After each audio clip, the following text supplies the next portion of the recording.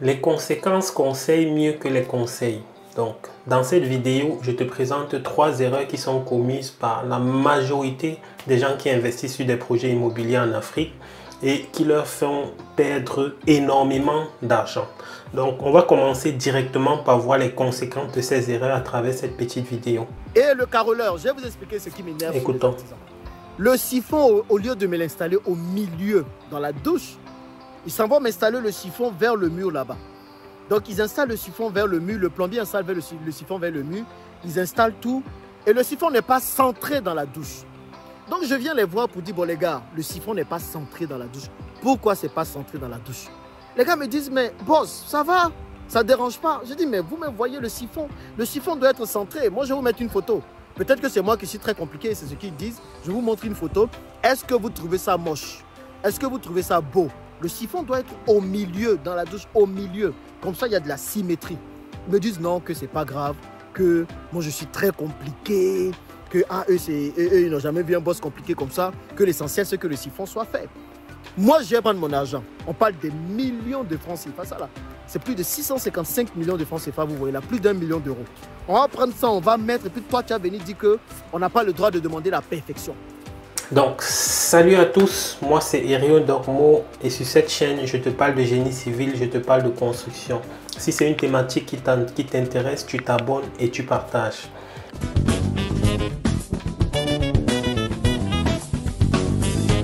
Donc, après avoir écouté ce petit extrait, vous comprenez vous-même que c'est un problème très sérieux et c'est un problème très récurrent.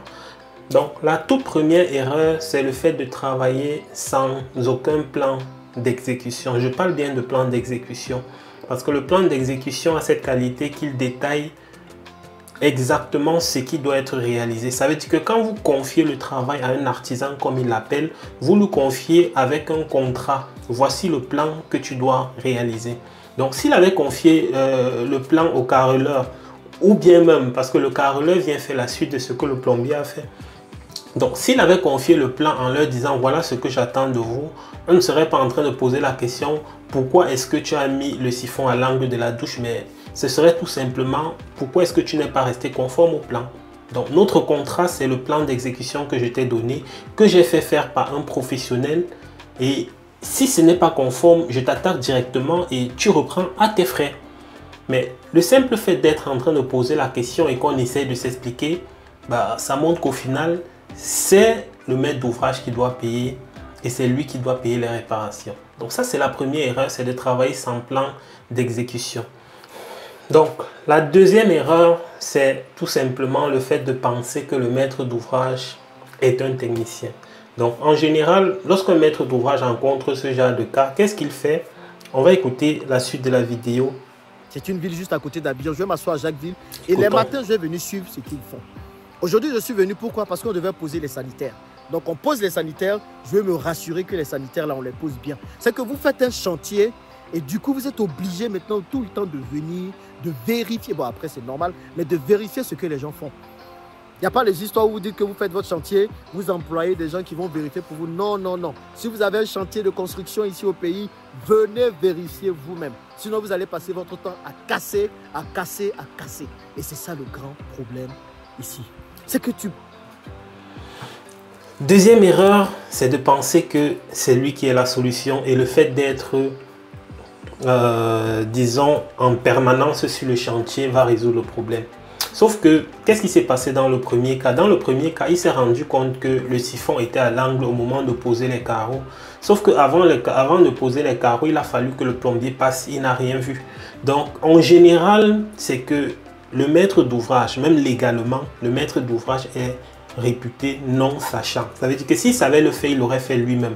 Donc, vu qu'il est non sachant, il est censé recruter plutôt quelqu'un de compétent pour pouvoir contrôler que l'équipe qui est en train de réaliser les travaux réalise conformément à un plan d'exécution préalablement établi. Donc, c'est aussi simple que ça. Tu vas passer toutes tes journées sur le chantier, tu ne verras des erreurs que lorsque ça sera trop tard. Lorsqu'il faudra obligatoirement casser pour refaire. Donc ça, c'est pour la deuxième erreur. Donc la troisième erreur, c'est tout simplement cette économie illusoire qu'ont certains maîtres d'ouvrage, c'est de penser que le fait de prendre des études de conception qui ne sont pas assez détaillées, parce que il se peut qu'il ait fait des études de conception où on ne sait même pas exactement où le siphon est. Donc du coup, on se retrouve sur le chantier en train de concevoir, en fait en train d'exécuter en même temps qu'on est en train de concevoir, parce que tout n'est pas encore réellement défini. Et sur un chantier où il dit avoir dépensé plus de 600 millions, un chantier dont le budget est à 600 millions, il y a des préalables qu'il faut avoir. Si tu penses faire des économies tout simplement parce que tu ne dois pas faire des études détaillées, tu ne dois pas recruter une équipe indépendante de celle qui a fait les études pour suivre l'exécution des travaux et s'assurer qu'on exécute exactement conformément au plan, tu as beau passer toutes tes journées sur le chantier, tu ne verras des erreurs que quand il sera trop tard, que quand ça arrivera le moment de casser et de refaire. Il n'y a pas que la plomberie. Écoutons ce dernier extrait pour voir que en permanence, c'est ce qui est finalement fait sur le chantier et automatiquement le résultat final en prendra un coup. Un chantier où on a passé le temps à casser, je sais pas, 30-40% et refaire, au final, le rendu n'est pas forcément celui où on a construit d'un seul coup.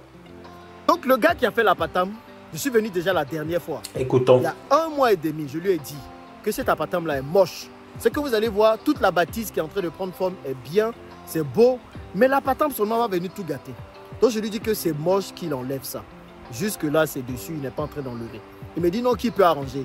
Mais il est en train de faire des modifications, des ramifications, clairement qui rendent le truc encore plus moche. Donc ça, je n'ai pas d'autre choix que de lui demander de casser. Et ça, c'est encore une autre erreur, c'est de... Lorsque finalement le maître d'ouvrage constate une erreur, par exemple au niveau du carrelage, il va demander à ce qu'on modifie. Il va demander à ce qu'on modifie cette erreur sans avoir ne serait-ce qu'un croquis de ce qu'on va faire comme modification. Donc c'est le même qui a fait l'erreur, qui va recasser les carreaux qui ont été payés par le maître d'ouvrage, qui va essayer de repositionner. Et c'est peut-être après qu'il va encore venir voir. Mais finalement, ce n'est même pas si centré que ça. J'aurais voulu que ce soit exactement au point de rencontre des diagonales, etc. Donc, même lorsqu'on constate une erreur, il faut faire un plan. Parce que au final, il a payé encore du bois pour refaire les modifications, pour améliorer, pour qu'à la fin, il se retrouve en train de tout casser. Donc, en conclusion, le seul conseil qu'on peut donner au maître d'ouvrage, c'est que 1. Ne lancez jamais votre chantier sans des études d'exécution. Ne confiez jamais vos travaux à un artisan sans lui avoir confié les plans détaillés de ce qu'il doit exécuter. Et ensuite, lorsque vous rencontrez des difficultés, retournez-vous, arrêtez le chantier et retournez-vous directement vers un professionnel à qui vous allez confier le contrôle. Parce que lorsque vous faites le contrôle de vous-même, vous ne verrez les erreurs que quand c'est le moment de casser et de refaire. Et in fine, votre chantier peut passer du simple au double. Donc retenez bien ceci, le seul choix que vous avez sur votre chantier lorsque vous décidez de faire des économies, ce n'est pas le choix de réduire au strict minimum, non. Il y a une limite en deçà de laquelle vous n'êtes plus en train de faire un travail de qualité. Soit vous le payerez par la qualité de votre ouvrage qui au lieu de faire 20 ans va faire 10 ans, soit vous le payerez par les reprises que vous allez faire au quotidien sur votre chantier. Donc à vous de faire le choix. Soit vous payez les études ou vous payez par des reprises sur le chantier ou vous payez tout simplement par la durée de vie de votre ouvrage. Donc si ce type de contenu vous intéresse, merci de vous abonner et de partager. À très bientôt pour une nouvelle vidéo de l'Instant Génie Civil.